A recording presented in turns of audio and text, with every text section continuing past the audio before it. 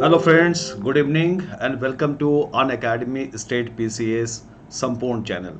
इस चैनल पर आपका बहुत स्वागत है। मैं हूं अजय अनुराग और आज समाचार विश्लेषण के इस क्लास में हम लोग कुछ करंट पॉलिटिकल इश्यूज पे बात करेंगे। तो आइए इस क्लास की हम शुरुआत करते हैं और देखते हैं कि आज के जो चर्चित मामले हैं वो क्या हैं। तो सबसे पहले क्लास शुरू करने के पहले मैं ये जरूर कहना चाहूँगा कि जिन लोगों ने अन अकेडमी के प्लस सब्सक्रिप्शन को अभी तक नहीं लिया है वो ज़रूर ले लेंगे, क्योंकि प्लस सब्सक्रिप्शन लेने का मतलब है कि आपको अनलिमिटेड एक्सेस मिल जाता है और अन अकेडमी के जितने भी क्लासेस हैं और जो भी फीचर्स अवेलेबल हैं प्लस के, वो सभी आप अवेल कर सकते हैं। अभी कई तरह के ऑफर्स भी आपको दिए जा रहे हैं, मसलन यूपी पीसीएस और यूपी ट्रिपल एसी एक मेगा ऑफर है जिसमें आप 24 मंथ्स के लिए यदि आप सब्सक्रिप्शन लेते हैं तो आपको 3 मंथ्स का फ्री मिलता है। कोविड 19 के इस बढ़ते मामले के दौर में ये अच्छा ऑफर है जिसमें 3 मंथ्स आपको फ्री मिलता है। इसी तरीके से एक फतेह यूपी पीसीएस फ्री टेस्ट शुरू किया गया है जिसमें आपको स्कॉलरशिप मिलता है और उसका लाभ आपको प्लस सब्सक्रिप्शन लेने में मिलता है। तो प्लस सब्सक्रिप्शन पर आपको स्कॉलरशिप टेस्ट है। यहाँ एक गुरु नेतृत्व के नाम से एक टेस्ट है, ये भी फ्री टेस्ट है जिसमें उत्तर प्रदेश के टॉप एजुकेटर्स शामिल हैं। यानी कि फीचर्स जितने भी हैं प्लस के वो भी आपको मिलते हैं। टॉप एजुकेटर्स की class, complete syllabus, live test series, study materials, answer writing, doubt clearing session, ये सारे फीचर्स आपको अवेलेबल होते हैं। तो फ्रेंड्स, आप ज़रूर कीजिए इसे टेस्ट, आप लीजिए। अभी एक फुल टेस्ट सीरीज भी शुरू हुआ है, इसे भी आप देख सकते हैं। और कई तरह के स्पेशल बैचेस हैं, एक्सक्लूसिव बैचेस हैं अलग अलग एग्ज़ाम्स के लिए। जैसे मेन सब्जेक्ट के लिए, ऑप्शनल सब्जेक्ट्स के लिए मेन एग्ज़ाम पर के पर्पज़ से कई सारे यहाँ कोर्स शुरू हुए हैं, जैसे political science, sociology, Hindi literature, history के लिए। रिव्यू ऑफिसर और ARU असिस्टेंट रिव्यू ऑफिसर्स के लिए भी अलग से यहाँ बैच है। फिर लक्ष्य के नाम से UPPCS 2022 के लिए एक 12 मंथ्स का कोर्स है। एक सारथी के नाम से स्पेशल प्रीलिम्स कोर्स है। तो आप जिस भी एग्ज़ाम्स की तैयारी कर रहे हैं, आपके लिए यहाँ अलग अलग एक्सक्लूसिव कोर्सेज अवेलेबल है, आप उन्हें ज्वाइन कर सकते हैं। ज्वाइन करना, एक सब्सक्रिप्शन लेना बेहद आसान है। आप ऐप पर जाएं, अन अकेडमी लर्निंग ऐप पर, वहाँ जाकर आप इस चैनल को सब्सक्राइब कर सकते हैं। वहाँ आपको एक रेफरल कोड भी यूज़ करना होगा। रेफरल कोड यूज़ करके आपको 10% का डिस्काउंट मिल जाएगा। मेरा रेफरल कोड है 88 और इसे यूज़ करके आप 10% डिस्काउंट भी हासिल कर सकते हैं। जो फ़ी स्ट्रक्चर यानी कि जो सब्सक्रिप्शन के चार्जेस हैं, this are very economy, pocket friendly, बहुत कम है। 2 ईयर्स के लिए 7560, इट इज़ वेरी इकोनॉमी। आप इसका फ़ायदा ले सकते हैं। एक कॉम्बो सब्सक्रिप्शन है जिसमें अन अकेडमी के जितने भी कैटेगरीज हैं, 4 कैटेगरीज के टॉप एजुकेटर्स की क्लास लेते हैं। MPPCS, RPSC, UPPCS, UP triple SC, BPSC, इन सब के कोर्सेज आप यहाँ ले सकते हैं। तो friends, join Unacademy, get plus subscription and continue your classes. आज अब हम लोग अपने टॉपिक पे आते हैं और आज करंट इशू का जो टॉपिक है उसमें है अलग अलग कई सारे मामले हैं, जिसमें सबसे पहले हम लोग बात कर रहे हैं आज एक सुप्रीम कोर्ट के फैसले पर, जिसमें सुप्रीम कोर्ट ने कहा है कि एक राष्ट्र एक राशन कार्ड योजना को इमीडिएट लागू किया जाए। आप सबको मालूम होगा कि पिछले साल सेंट्रल गवर्नमेंट ने ये प्रोग्राम शुरू किया था, one nation one ration card scheme. Supreme court ने पश्चिम बंगाल सरकार को फटकार लगाते हुए कहा है कि इस योजना को तुरंत लागू करे। पश्चिम बंगाल में ये योजना अभी लागू नहीं हो सकी है, जिसके साथ साथ कुछ और राज्यों में योजना नहीं लागू हुआ है, जिसके लिए सुप्रीम कोर्ट ने एक तरह से फटकार लगाई है और कहा है कि आप एक या दूसरी समस्या का हवाला देकर इस योजना को टाल नहीं सकते। ये गरीबों के लिए और स्पेशली जो प्रवासी मजदूर हैं उनके लिए एक बहुत ज़रूरी योजना है, जिसके ज़रिए उनको निःशुल्क भोजन उपलब्ध कराया जाता है और राशन उपलब्ध कराए जाते हैं। ये अभी असम, छत्तीसगढ़, दिल्ली जैसे राज्यों के साथ पश्चिम बंगाल में लागू नहीं है। दिल्ली गवर्नमेंट ने अभी हाल में कहा है इसे लागू करने के लिए। तो ये योजना को लागू करने के लिए सुप्रीम कोर्ट ने कही। इस मामले में ये सुप्रीम कोर्ट ने संज्ञान तब लिया है जब एक सुमोटो एक्शन लिया है, जिसमें श्रमिकों की या प्रवासियों के मामले आए थे। उसमें सुप्रीम कोर्ट ने फैसला सुनाते हुए कहा है, one nation one ration card क्या है ये भी जान ले आप। पिछले साल 30 जून 2020 को ये शुरू हुआ था, ये स्कीम शुरू की गई थी।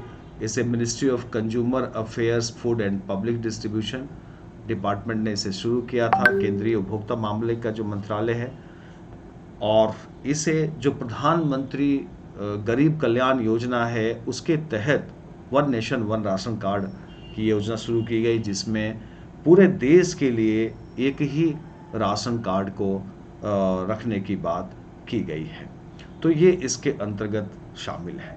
इस योजना के यदि हम प्रमुख बिंदुओं की बात करें तो इसमें राशन कार्ड को आधार कार्ड से जोड़ने और पॉइंट ऑफ सेल मशीन के माध्यम से खाद्यान्न वितरण करने की सुविधा इसके अंतर्गत है। वर्तमान में ये आंध्र प्रदेश, गुजरात, हरियाणा, झारखंड, कर्नाटक, केरल, महाराष्ट्र, राजस्थान, तेलंगाना और त्रिपुरा ऐसे 10 राज्यों में लागू है, जहां 100% जो पॉइंट ऑफ सेल्स मशीनें हैं वो उसके जरिए राशन उपलब्ध कराया जा रहा है। इन राज्यों में सार्वजनिक वितरण की सभी दुकानों को इंटरनेट से जोड़ दिया गया है और लाभार्थी सार्वजनिक वितरण यानी कि पब्लिक डिस्ट्रीब्यूशन सिस्टम जो है, जिसे हम लोग पीडीएस कहते हैं, वहां से अनाज प्राप्त कर सकते हैं। सभी सार्वजनिक वितरण प्रणालियों को डिपो ऑनलाइन के तहत इसे सिस्टम से जोड़ा जा रहा है, ताकि जो राष्ट्रीय खाद्य सुरक्षा अधिनियम है, हमारा नेशनल फूड सिक्योरिटी एक्ट, उसके लाभों को पहुंचाने में कोई बाधा ना आए और सबको ये लाभ मिल सके। एक राष्ट्र एक राशन कार्ड का जो मानक है उसे भी देखिए कि उसका एक स्टैंडर्ड फॉर्मेट क्या है। उसमें ये कहा गया है कि राष्ट्रीय पोर्टेबिलिटी के लिए राज्य सरकारों को द्विभाषी राष्ट्र प्रारूप में राशन कार्ड जारी किया जाना चाहिए, यानी कि पोर्टेबिलिटी हो। एक स्टेट का यदि राशन कार्ड है तो पूरे देश में वो चले, अलग अलग राशन कार्ड की ज़रूरत नहीं है। इसलिए उसको बाईलिंगुअल 2 लैंग्वेज में बनाई जाए, जिसमें एक तो स्टेट की जो अपनी लोकल लैंग्वेज है वो हो और साथ ही साथ एक अंग्रेजी हो, है ना। तो इसमें हिंदी या अंग्रेजी रखा जा सकता है। ये जो राशन कार्ड है ये 10 अंकों का 10 डिजिट का होना चाहिए राशन कार्ड, जिसमें पहले 2 अंक जो हैं वो राज्य के होंगे, स्टेट के कोड होंगे, और अगले 2 अंक राशन कार्ड नंबर होंगे। तो इस तरीके से एक जैसे आधार कार्ड आपने देखा है कि आधार कार्ड जिस तरीके से 12 डिजिट का बनाया गया है, उसी ढंग से ये 10 डिजिट का बनाया गया है, जिसमें कि आधार कार्ड 11 डिजिट का है ना, 11 डिजिट का। तो वैसे ही इसको बनाया गया है ताकि ये एक स्पेसिफिक नंबर हो जिसके जरिए इसकी पहचान हो सके। इसके अलावा राशन कार्ड में घर के प्रत्येक सदस्य के लिए विशिष्ट सदस्य आईडी बनाने का भी है, जो अलग से इसमें जोड़ा जाएगा। अब सवाल ये है कि जो one nation one ration card जो है, इस योजना का महत्व क्या है, क्या इसका इम्पोर्टेंस है। अगर हम इसकी महत्व के बारे में बात करें तो निश्चित तौर पर इसके माध्यम से देश के सभी नागरिकों को एक कार्ड से पूरे देश में राशन उपलब्ध कराने की योजना है। राष्ट्रीय खाद्य सुरक्षा अधिनियम 2013 में जो कानून बना था उसी के तहत इसे किया गया है। इस योजना से गरीब, मजदूर और ऐसे लोगों को लाभान्वित करने और रोजगार देने का है जो प्रवासी हैं, जो बाहर चले जाते हैं, उनको भी इसका लाभ दिया जाए। यह लाभार्थियों को स्वतंत्रता प्रदान करने की योजना है, क्योंकि वे किसी एक पीडीएस दुकान से अब बंधे नहीं रह सकते। दुकान मालिकों पर उनकी निर्भरता कम होगी, भ्रष्टाचार के मामले कम होंगे, और खासकर जो नेशनल फूड सिक्योरिटी एक्ट 2013 जो है उसके लाभ को लोगों तक पहुंचाना इसका मेन उद्देश्य है। आपको मालूम है कि राष्ट्रीय खाद्य सुरक्षा अध्यादेश जो पारित हुआ था वो एक बड़ा क्रांतिकारी और ऐतिहासिक पहल था। इसके लिए न केवल देश में बल्कि विदेश में भी कई लोगों ने आलोचना की थी। WTO ने भी कहा था कि इस तरीके से सब्सिडी देना नुकसानदेह है, मुफ्त में अनाज देना, लेकिन सरकार ने इस योजना को शुरू किया। इसके जरिए जनता को पोषण खाद्य और पोषण सुरक्षा सुनिश्चित की जा रही है। खाद्य सुरक्षा कानून का खास कर गरीब से गरीब व्यक्ति और महिलाओं और बच्चों को ज़रूरतों को पूरा करने के लिए इस पर ध्यान दिया गया है। शिकायत निवारण तंत्र की भी व्यवस्था की गई है, यानी कि कोई भी अगर खाद्य सुरक्षा अधिनियम के नियमों का पालन नहीं करता तो उसके खिलाफ एक्शन लिया जाएगा, सुनवाई करके उसके खिलाफ कार्रवाई की जाएगी। इसके कानून के तहत ये भी व्यवस्था की गई है कि लाभार्थियों को उनके निर्धारित खाद्यान्न हर हाल में उपलब्ध होना चाहिए। इसके लिए खाद्यान्न की आपूर्ति न होने की स्थिति में खाद्य सुरक्षा भत्ते के भुगतान के लिए भी प्रावधान 2015 से लागू कर दिया गया है। यानी कि अगर आप खाद्यान्न उपलब्ध नहीं करा पाते तो उसके लिए आपको भत्ते अलाउंसेस आपको देने पड़ेंगे। तो ये है योजना का लाभ। इसके बाद आज की एक और महत्वपूर्ण खबर है, जीएसटी काउंसिल की 44वीं बैठक हुई है। वित्त मंत्री सीता रमन जो है, निर्मला सीतारमन, उनके नेतृत्व में, और इस 44वीं जीएसटी काउंसिल की बैठक में कई तरह के निर्णय लिए गए हैं और खासकर उसमें सभी ऐसे ज़रूरी चीज़ों पर जो कोविड-19 से संबंधित हैं उनमें जीएसटी रेट को कम किया गया है, रिवाइज किया गया है। तो ये एक बड़ी महत्वपूर्ण बैठक रही है जिसमें कोविड के इलाज से जुड़ी चीज़ों पर टैक्स में कटौती की गई है। मसलन अगर आप देखें तो वैक्सीन पर 5% की, इसके अलावा कोविड के इलाज और मैनेजमेंट से ज़रूरी जो चीज़ें हैं उस पर भी कटौती, हैंड सैनिटाइज़र और टेम्परेचर चेक इक्विपमेंट पर 5% घटाया गया है, 5% कर दिया गया है। वैक्सीन मुफ्त उपलब्ध कराया जाएगा। बिजली सौदागरी पर जीएसटी 5% कर दी गई है। एम्बुलेंस की जीएसटी 12% कर दी गई है। रेमडेसिविर इंजेक्शन जो कोविड-19 में बहुत उपयोगी है उस पर जीएसटी 12% से घटाकर 5% कर दी गई है। जीएसटी काउंसिल ने मेडिकल ग्रेड ऑक्सीजन पर जीएसटी 12% से कम करके 5% कर दी है।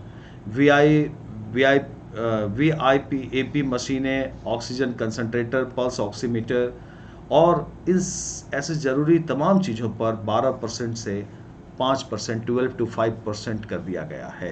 यानी कि जो पहले 12% था 5% कर दिया है।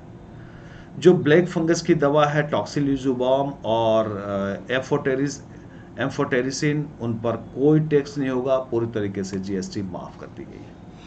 तो इस तरीके से बड़े महत्वपूर्ण परिवर्तन लिए गए हैं।